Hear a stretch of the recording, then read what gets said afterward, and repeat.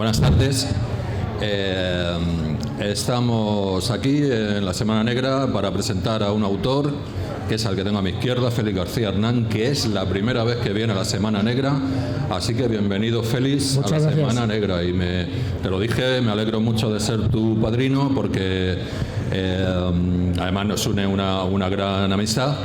Y ese tipo es un crack, es un crack porque además su primera novela, que es Delfines de Plata, que también la ha reeditado ahora la editorial Al Revés, pues le hacen película, o sea que tienen que ver también la película. Además, Delfines de Plata es una novela que es interesante en el sentido de que es la génesis del personaje principal de Días sin Sol. Bueno, Días sin Sol, digamos que es la cuarta de la saga de tu personaje, que es Javier Gallardo. Y es una novela que a mí me ha gustado muchísimo. Es un thriller y podríamos catalogarla como una novela de intriga, pero que los personajes también tienen las características del hard-boiled más clásico. De hecho, Javier Gallardo pues es un tipo que es muy inteligente, pero es un tipo que está atormentado y que tiene muchos fantasmas, y espero que Félix en sucesivas entregas de la saga nos vaya desvelando esos fantasmas, porque, y esta es la primera pregunta, Félix, hasta donde nos puedas decir, ¿cuántos fantasmas tiene en el armario Javier Gallardo? Bueno, yo creo que todos tenemos en casa un armario lleno de fantasmas, ¿eh? Hay algunos que los tienen llenos de cadáveres, sí. Sobre todo los que escribimos novela negra. Lo primero que quiero decir es que para mí es un privilegio estar en Gijón. Uno de los sueños cuando alguien empieza a escribir novela negra, o como muy bien has definido tu thriller, que es quizá la definición exacta en la que se encuentra en mis libros, la máxima aspiración es estar en Gijón, y estar aquí en Gijón y que tu padrino sea el maestro Paco Gómez Escribano, ¿sabes? Que encima tengo la suerte de que seamos compañeros de editorial y que haya leído tu novela, porque encima se la ha leído. O sea, porque hay gente que te presenta y no se la ha leído la novela, pero tú te la has leído, lo cual ya tiene un mérito tremendo. Estoy muy contento. Javier Gallardo, Félix García, que soy yo. Javier Gallardo es el comisario, que no me líe, porque la edad empieza a pasar factura ya. Yo empiezo a escribir con 60 años. Mi profesión es la de director de hotel.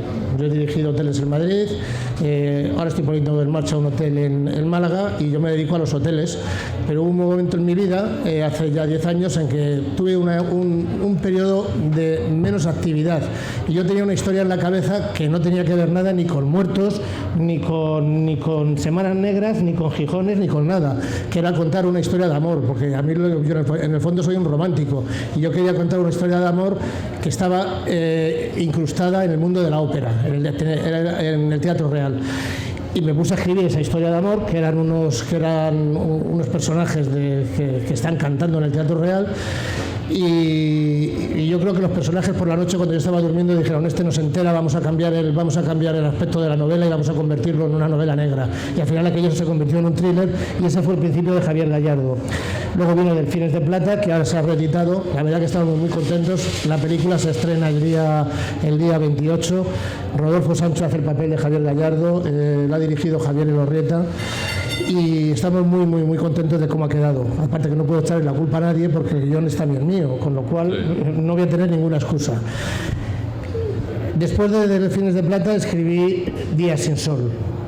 Días sin Sol narra una época que yo creo que todos la tenemos cerca, que fue la famosa crisis de Lehman Brothers en 2008-2010, y quise dibujar 3 personajes que los conociéramos todos los que leyéramos la novela.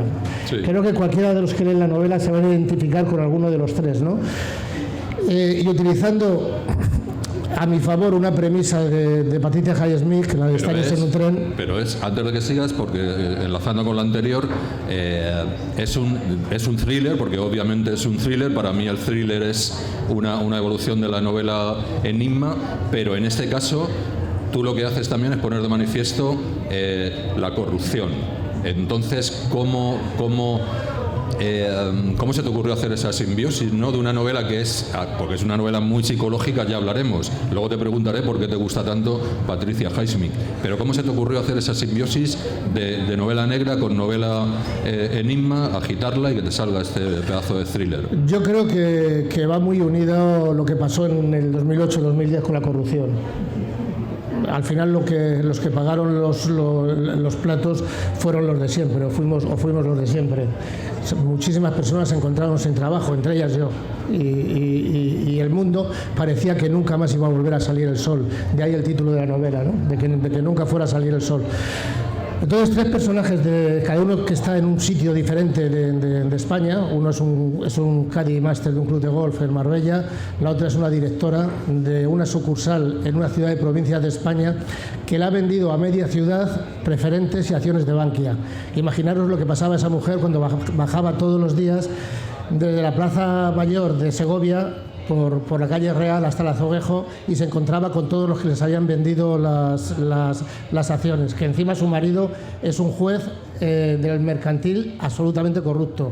Y luego tenemos un tercer personaje que es una persona que trabaja en el Ayuntamiento de Madrid y que se ha negado a entrar en la red de corrupción del Ayuntamiento que se destapó con la Operación Guateque. Es que todo esto ha pasado, todo lo que ha pasado en la novela lo tenemos ahí.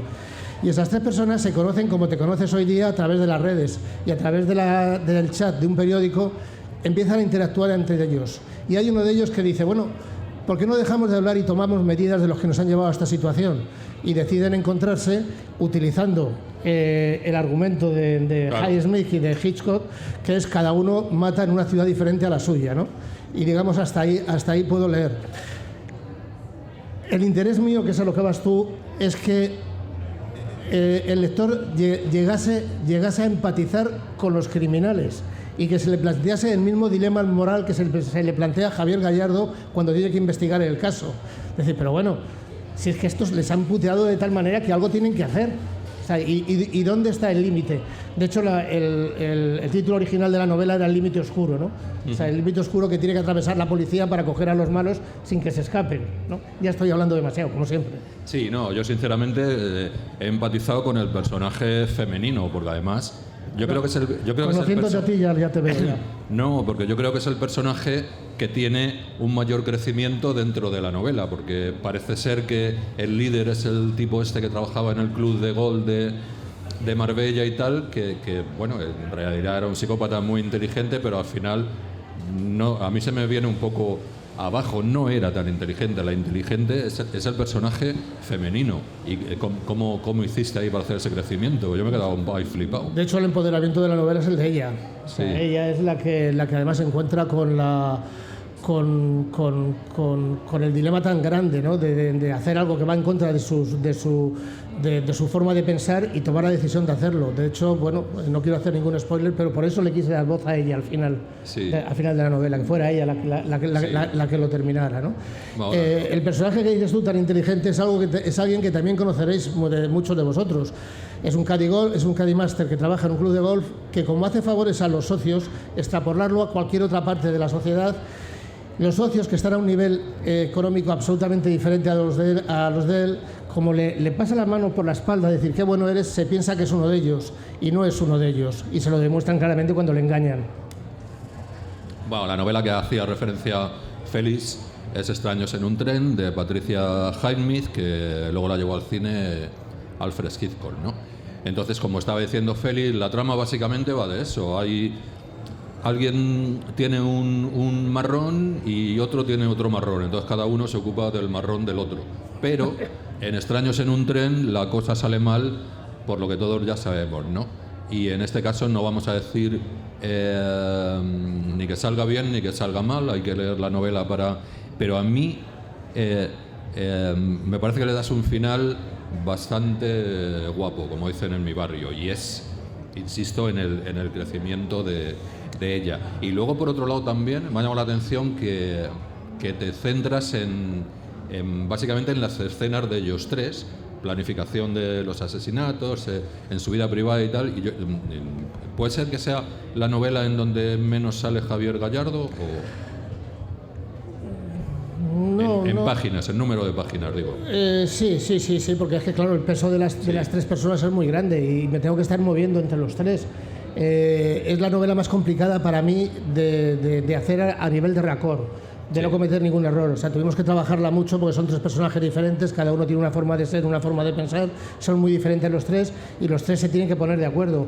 Y claro, Javier Gallardo, el policía, se encuentra como comentaba antes, con el dilema de qué hacer, si seguir adelante o dejarles marchar. Lo que pasa es que claro, al final la ley no le queda más remedio al final que cumplir con la ley. Pero hay un Javier Gallardo de antes y después, porque posteriormente a esta novela hay 2 más de Javier Gallardo en la que le ha hecho cambiar ya la vida.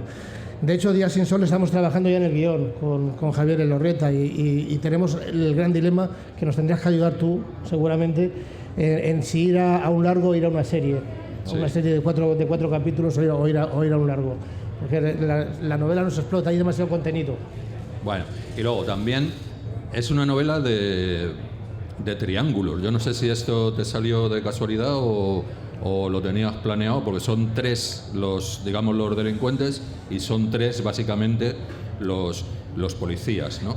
Y 3 las palabras del título, y 3 las palabras de todos los títulos de mis novelas. Claro, entonces no es casualidad. No es casualidad. ¿Por qué haces esto? ¿Por qué? Bueno, creo que está además definido psicológicamente, que el 3 es un número que gusta mucho y que se utiliza para muchas cosas. En los Juegos Olímpicos son 3 las medallas, ¿sabes? Los triunviratos. No me había dado cuenta de eso. Pastores del Mal, Delfines de Plata. Todas tienen tres nombres.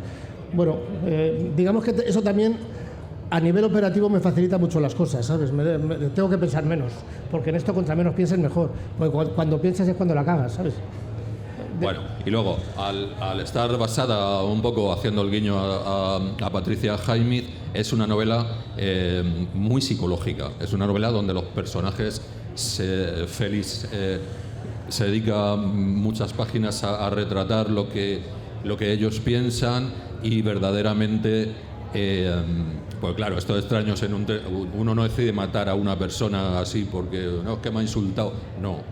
Ellos están verdaderamente agobiados. Si consigues, yo estaba agobiado cuando estaba leyendo el agobio de ella, el agobio del otro. Son personajes realmente muy agobiados. Y luego la policía también no lo tiene fácil, porque claro, al tener ellos unas coartadas estupendas como los personajes de extraños en un tren, la policía se mete en una movida que también llega a agobiar. O sea, el que no lo resuelve, el que no consiguen dar con la tecla, ¿no? Hasta que por fin el desenlace, ¿no? Y luego es una novela también, a mí me ha gustado mucho porque tiene un arco dramático muy agudo. O sea, es drama, pero que también es marca de la casa en las otras novelas, porque de hecho en las otras novelas también el comisario, cuando resuelve el caso, se tiene que retirar un poco a descansar, ¿no? Eso también es un clásico en las novelas americanas, ¿no? Detectives que se desgastan tanto que luego se tienen que retirar, pero al final siempre vuelven.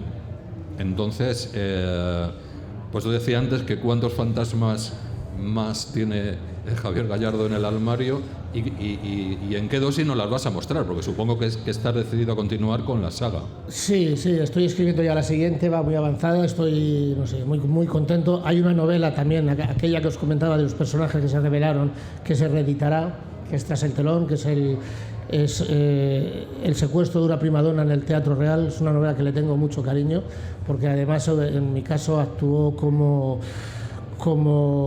ayudante psicológico de la época por la que estaba pasando, ¿sabes? Me ayudó muchísimo y la idea es seguir con Javier Gallardo, aunque lo que estoy escribiendo seguramente sea lo último, porque ya me sale Javier Gallardo por las orejas, ¿sabes? Y aparte porque el personaje se puede estirar hasta donde se puede estirar, o sea, no puede estar toda la puta vida con tanto Javier Gallardo. ¿Qué hacer cuando si cruza la línea o si no la cruza? Porque al final el que va a cruzar la línea vas a ser vosotros y vais a dejar de leerme. Entonces me tendré que inventar algo y tengo ahí calentando a Raúl Olaya, a ver si sale, que es el siguiente.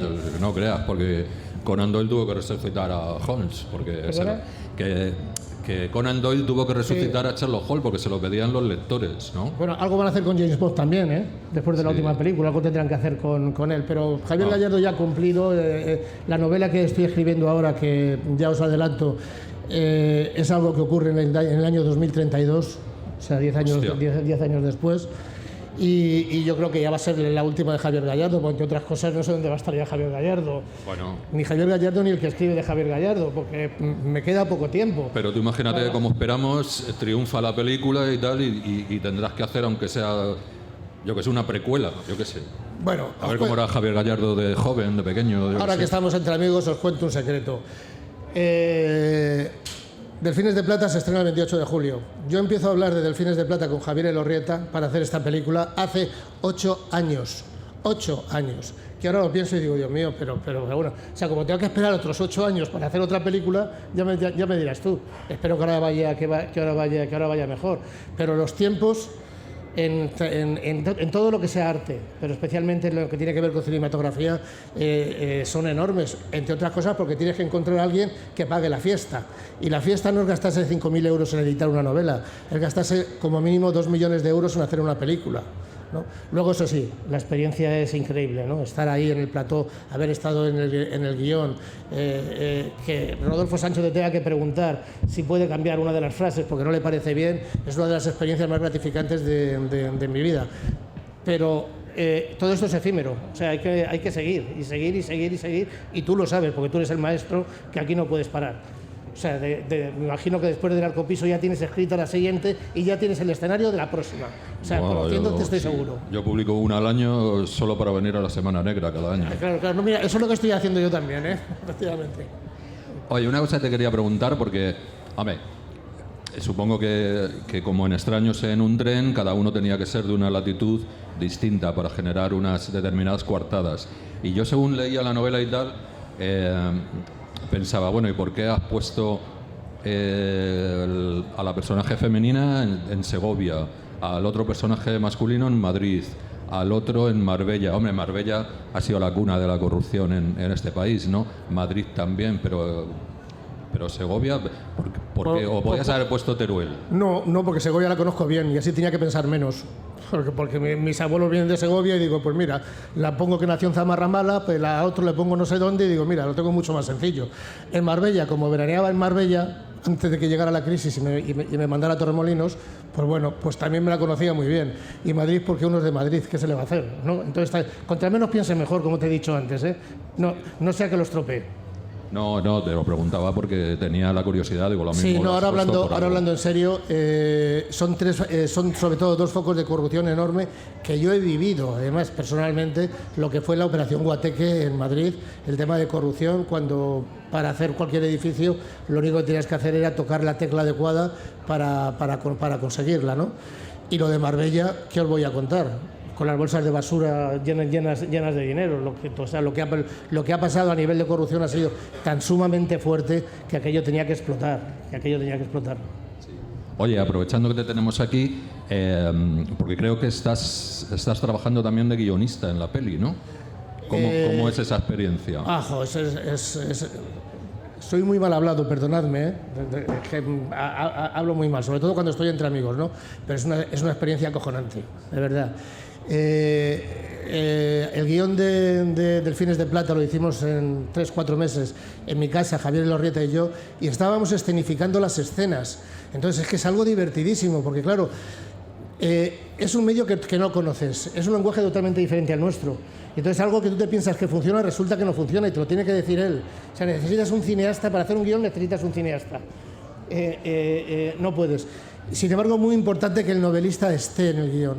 Es muy importante porque si no, las posibilidades de que esa historia tuya quede desvirtuada, tú sabes los ejemplos que ha habido, que ni se conocen.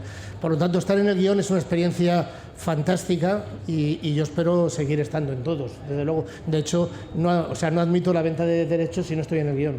Así hago algo.